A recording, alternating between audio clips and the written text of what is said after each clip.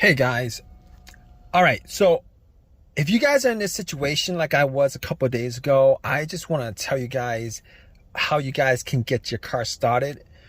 So basically this situation is a crank no start issue. So basically my car worked fine for the longest time. I had no issues whatsoever. Battery was good.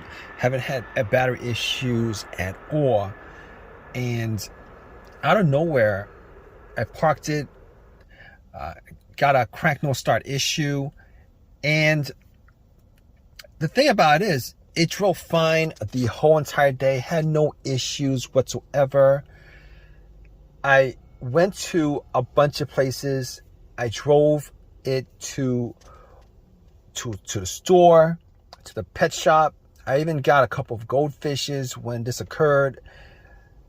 It was pretty much at the end of the day. All right. Got some goldfishes at PetSmart. Went to a CVS to pick up something to drink.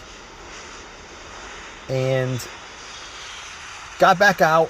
Tried to start my car. And all I got was a crank. But it would not run.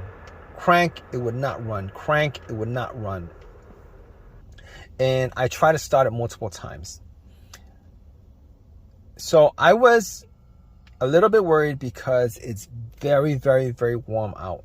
And probably like in the mid 90s. Had some goldfish in a bag. And I was worried that those goldfishes might die. So I was a little bit stressed out with the whole situation. All right. I did get something to drink. I did get a can of Coke in Arizona.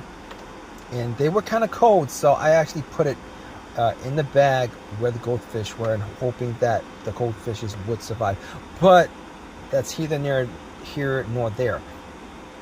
And so I turned on my headlights, all right, just to see whether it could be a battery issue because the battery was never changed. I did not know the condition of the battery or how old the battery was. Did not know the condition of the battery terminals, etc., etc. But I know that I didn't have any issues previous to this. I turned on my headlights, went out, checked. The headlights were very, very bright. The cranks were very, very strong. It wasn't like it was struggling to crank. It wasn't like it was struggling to crank at all. It was the cranks were very, very strong. All right. Now, knowing from previous experiences, if the battery's weak, I would normally get a weak crank. Like it would try to start, but it wouldn't. And the more you crank it, the weaker it got till it just would not crank it on because your battery's dead. However, I was getting strong cranks, but I had to eliminate the battery 100% in this situation because you never know, because there's like a lot of electrical parts in the car and you never know. All right. Well, you kind of know, but you never really know because when it comes to troubleshooting vehicles, I want to just go down the list and just eliminate one after another, after another, after another. All right. So I actually got to the battery and I was looking at it. Now, I didn't know what shape the battery was in. It did look really old. The terminals were really dirty and the terminals were a little bit loose. So what I did was I took the terminals off. I got some paper towel. I took my Coke and poured it on the terminals, cleaned it up as best I could, and cleaned off a lot of the green, whitish stuff that was on there. Popped it back on, tried to start it, and did the same thing. Strong crank won't start. It didn't start. Strong crank didn't start. So I was thinking to myself, you know what? I was still getting a strong crank after like cranking it 7 times. And to me, that pretty much says that the battery is pretty good. Even though the battery looked kind of old, pretty old, but it was under the hood. It was the battery. You know, after a while, if you put anything and not look at it after a while, you get dust on it and dirt and all that grime and all that stuff, right? So I was thinking to myself, 90% sure it's not the battery. I can't say 100%. You can never rule out, you can never rule that out unless you're able to get the car started, or are you able to test it out? So I didn't really have a jumper on me. I didn't have a jump pack to jump it. So I wasn't able to test, say 100% it was in the battery. But seeing as how the headlights were bright and it was cranking strong after 7 tries, I eliminated the battery altogether. All right, I eliminated the battery altogether. Now, I was thinking to myself, with this scenario, it could be a lot of different things, right? It could be the camshaft position sensor, it could be crankshaft position sensor, it could be the throttle position sensor, it could be the mass airflow sensor, because there's like a lot of sensors on the vehicle. It could be a lot of different things. But here's how I was able to eliminate all those things. I was able to eliminate all those things because normally if any of those things were to cause this situation, there would be a check engine light. There would be a check engine light and sometimes the check engine light would be blinking, telling you that it's more of a serious issue. But here's the thing: I did not see a check engine light on the dash. There was no check engine light. I know that 100%. Not that I was checking out for the check engine light being an issue, but I was looking at the dash the whole entire day, glanced here and there, did not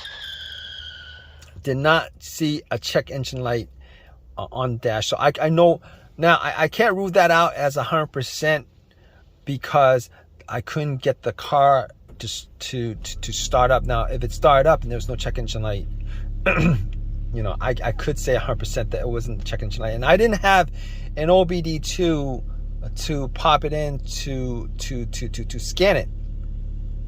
Did not have an OBD2 to pop it in to scan it.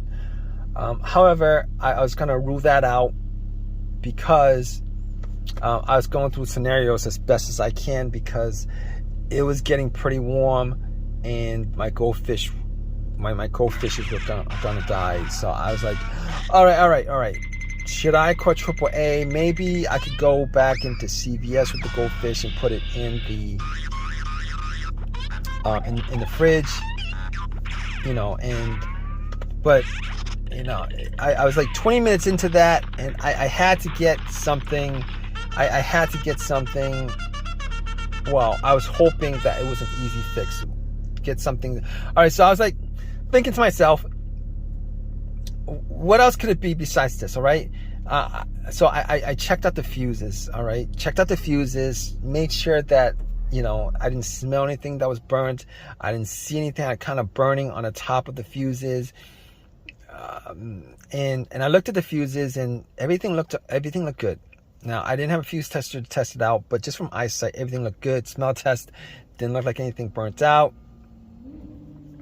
I did actually check a couple. I think I checked a couple of specific fuses. I'm not, but none of them looked like they were bad. All right. So at that point, I was thinking to myself, it could be the relays. It could be maybe the fuel pump relay, the fuel pump itself, the car's ECU that's the problem. And I got back into my car, you know, and I thought to myself, well, could it be the fuel pump? And I tried turning on the car to the on, try to turn on to the on position, right? The position before the crank. I was trying to turn it on to the on position before the crank a couple of times just to see if I could hear, That really doesn't make any sense, but I tried to listen to the priming of the fuel pump. Now, the priming of the fuel pump will sound like a whizzing sound. All right, it would be a low hum whizzing sound because you can hear the motor just running. All right, it'll maybe run for like a second, maybe less than a second or two, whatever it is. And I was able to make out that it wasn't the fuel pump because I could hear the humming. All right, maybe it was just me, but I could hear the humming. So I was like, you know what? That's probably not the issue. That's probably not the issue. So I was thinking to myself, what is it that could cause this? Because I was running out of troubleshooting ideas for this situation. All right, it's because there's nothing noticeable, nothing that was noticeably wrong with the car. And I was thinking to myself, you know what? There's a strong possibility that it could be the key fob, because I never changed out the key fob battery. And I knew somebody who had this particular situation come up where I tried to help them out, and it turned out that it was something as simple as the key fob battery that was causing it, because the battery was either dead or so low that the car could not read that the key fob was in the car. The alarm, the remote was in the car. So I'm at CVS. It's worth a try. I'm at CVS. It's worth a try. It'll be a quick fix if that is the fix, and I could save my goldfishes, etc., etc. And I was like, all right, so I'm gonna take the key fob battery out, because anything outside of this, I wouldn't be able to diagnose without a scan tool, without going through all the fuses, without going through the relay, etc., etc. But since the fuel pump was making a sound, I knew that the relay was working. But anyway, I took a chance on it, hoping that maybe I could fix this situation and just get home real fast. So key fob, I went to CVS, bought a battery. I took the key fob battery out because there's variations of the flat batteries, so I matched it up, put the battery in, ran back to my car and tried to start it, crossed my fingers hoping that it would start, so that the goldfishes would, I could save the lives of the goldfishes and get my car started without having to put in any more money outside of the $6 or $7 that I spent on the battery. Right? And I turned it on. I tried to crank it. It cranked and it turned on. It cranked and it turned on, guys. So I was relieved, and I've had no issues with it since. I was relieved. I had no issues with it ever since. And it's been a couple of days. I know for a fact that it is the battery, the fat battery and the key fob that's the problem. And I'm hoping that if you guys are in this situation, you guys probably are in one of these kind of situations where you have a crank no start, and you guys are trying to find a solution for it. I'm hoping that you guys have this easy of a fix as I did. So if you guys have this situation, you guys went through all the troubleshooting steps, and you guys are pretty much at a loss as to what to do next. All right, spend $6, get a brand new key fob battery. Take the key fob battery out of take the old key fob battery out of your remote, swap it out, and then try to start it. Hopefully you guys have as much as an easy fix as I did with my car. All right, hopefully that works out for you. If you guys have any comments, definitely leave a comment in the comment section. Please subscribe. Please give me a thumbs up. All that good stuff, right, guys?